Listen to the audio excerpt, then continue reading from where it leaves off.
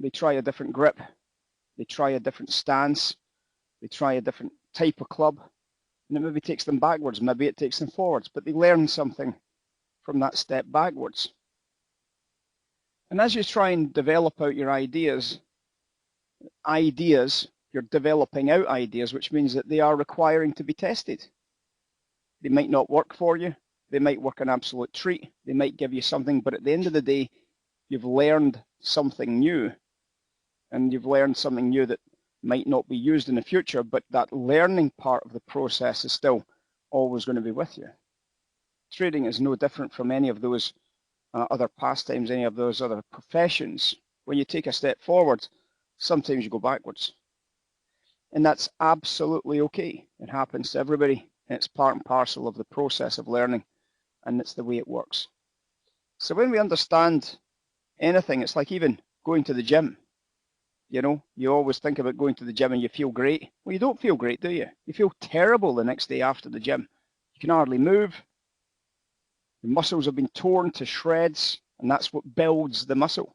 You don't feel great at all. You feel downright hopeless, horrible.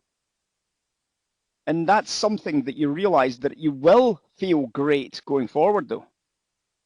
You will feel great going forward. But you've got to go through the pain to get to that point, haven't you? You've got to go through the pain to get to that point. So that's what we've got to try and understand. If you want to lose weight, you can't eat the cream cakes. You know what I mean? There's a price to pay. You can't eat the cream cakes. So one of the key aspects to trading is that you go back a step. You've got a restart point somewhere in the background, and you can always go back to your restart point. And if you go back to the restart point, you can say, well, what is my restart point? Well, that's what the basics are there for. Structure, process, price action, deltas, all the various things that can just get you back to where you need to be. And then you can start basically getting on again. Structure, areas, key levels, RGLs, all the stuff that's really easy and as close to objective as it can be. And get rid of the subjectivity, go back to the things that are high probability, objective narratives, the structures, the processes. Stop trying to call highs and lows, stop trying to get ahead of the market, and just get back into trading what you see. Most people's biggest mistakes are when they start trying to get ahead of the market rather than just trading what is currently happening. The potential rewards are enormous, but there's a lot of risks that come with those and potential massive rewards. If you try and get ahead of the markets, you're going to get the best price, but you're also going to have the highest risk. You're buying perhaps when nobody else is buying, and that is always going to be a massive risk trade. So getting your structure right, just getting back to basics, getting back to the interns exercise and saying to yourself, okay, what do I need to do next? And it's not as difficult as you might think.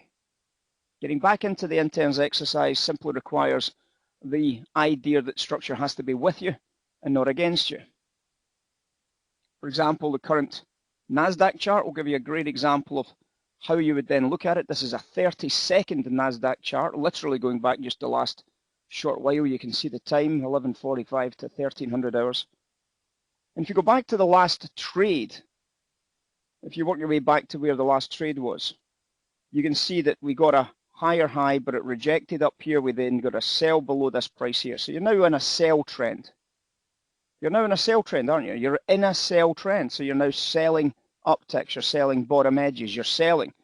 You get a big pin rejection there, and you say to yourself, right, I've got a pin. I'm going to go into what is now the tipping price trade, and you'd be selling right there. Is that not back to basics? Yes, it is. That's just the interns trade. You then make a break structure low, and you say to yourself, right, where's the break high? There it is there. So now you've got your basic trade idea again, and you say to yourself, right, the structure low, you get the price coming up, you start putting in a ledge, for example, here, and you say to yourself, right, there's the ledge. I'm going to go in for a tipping price just in there. My target price is obviously down at the bottom edges here. You don't get stopped out, and you make another huge profit on the short sell. And you do it again here. You find your ledge, POC structure here, top edge here, and obviously you start seeing that there was a little area there for a possible spring. There was maybe a ledge in there, which is about the half-back trade for the tipping price.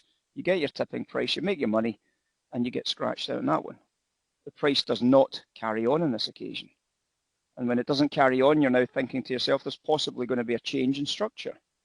As the intern sees the break higher and the acceptance higher, you're now looking at this intern's exercise here and saying, now I'm a buyer.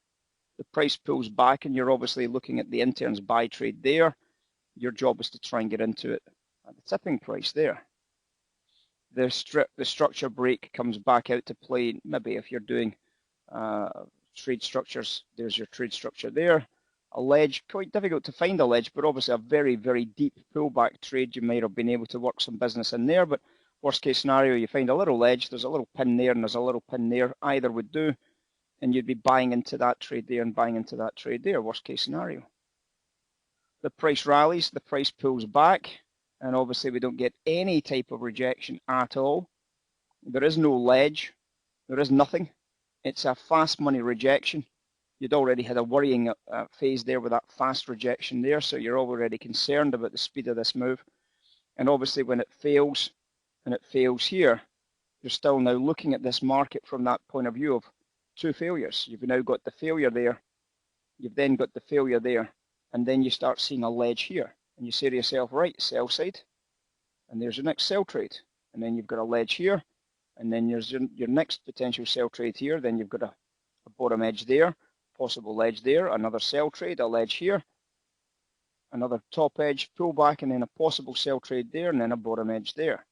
Pullback, a ledge here, we don't get any trade on, a ledge here, we don't get any trade on, and then we break structure. We're now back into the buy trade. So when you go back into that exercise, how did you do? Well, this sell trade here made money, this sell trade here made money, this sell trade here scratched with a small profit. This buy trade here made money, this buy trade here made money. Nice profits on those ones. This sell trade here made money, this sell trade here made money, this sell trade here made money, this sell trade here scratched, maybe a small profit. And now you're just back into the process. What am I doing? How is the break of structure helping me? What am I seeing against the POCs, the balance areas, those types of narratives? And start thinking about how you can just get back to basics. Just back to basics. And then you start looking at that against your bigger picture narratives. As we said, the 2 time frames of analysis, where you go into a higher time frame to find what this whole area means. Is it bullish or is it bearish? It doesn't tell you from this chart whether it's bullish or bearish, but you've got to try and do it. You've got to try and get into that process of looking in the bigger time frames to recognize, what am I trying to do? Then you check your dollar. You check your dollar as a very basic starting point for any analysis. Just check your dollar, and you can recognize that you're starting to build your equities around the Jack Ryan process of simply looking at what the dollar is doing to start with. And then you start getting into the process again. Just getting back into process, guys, it's critical. If you're finding that you've lost your way a little bit, if you're not doing the right trades, if you're doing silly trades, you've got to just recognize it as quickly as possible and stop doing it. Stop doing it. So when we go back into that process, you've got to be able to say to yourself, where am I? Where is the market? What shape are we in? Are we in a bullish day today? Are we in a bearish day today? Am I above the RGL? Am I below today's RGL? And so on and so on, and just start building out your process from there. So welcome in, guys. I hope you're all good this morning. We will be getting started shortly, but let's get through the numbers.